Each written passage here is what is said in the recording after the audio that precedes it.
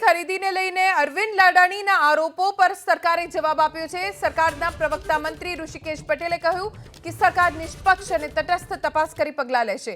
કોઈ પણ વ્યક્તિ આરોપ લગાવે તેને સરકાર ગંભીરતાથી લે છે। સરકાર પારદર્શી વહીવટ કરે છે।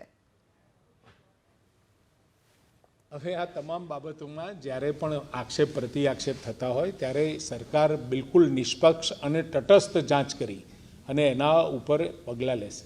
અહીંયા પક્ષ વિપક્ષનો વિષય નથી।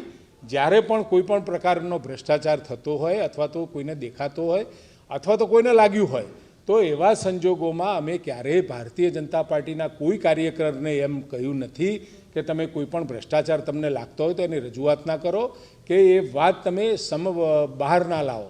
અહીંયા તો કોંગ્રેસ હોય કે વિપક્ષ હોય, ટ્રાન્સપરન્સી એટલે પારદર્શક રીતે ગુજરાત સરકારનું શાસન ચાલે અને તમામ યોજનાઓ ચાહે ખેડૂતોની હોય, મહિલાઓ માટેની હોય કે કોઈ પણ પ્રકારની યોજના હોય, આ સરકાર કોઈ પણ વ્યક્તિ અથવા તો કોઈ પણ પક્ષ તરફથી કોઈ પણ પ્રકારની આવી ફરિયાદો આવે તેની તપાસ કરે જ છે।